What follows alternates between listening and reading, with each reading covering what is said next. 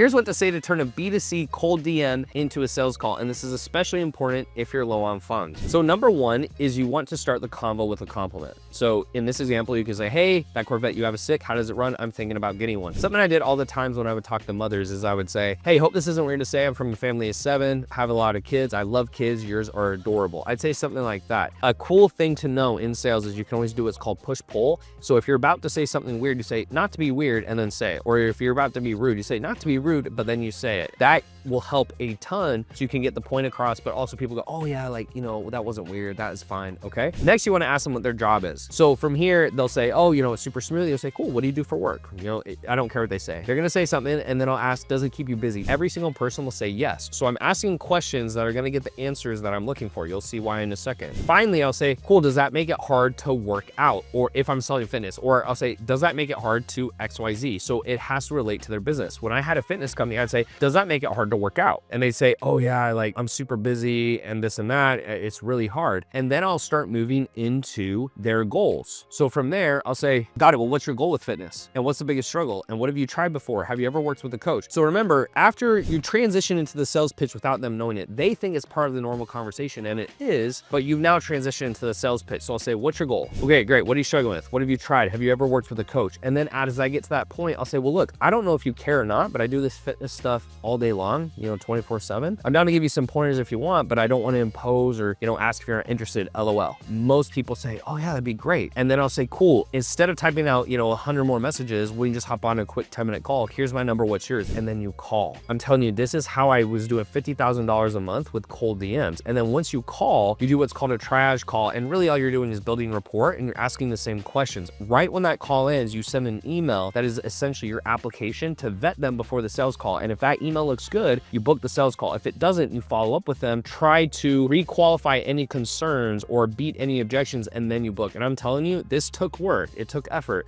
but I was doing over $50,000 a month with this exact process building a fitness business. Try it out on yours. Let me know if you have questions.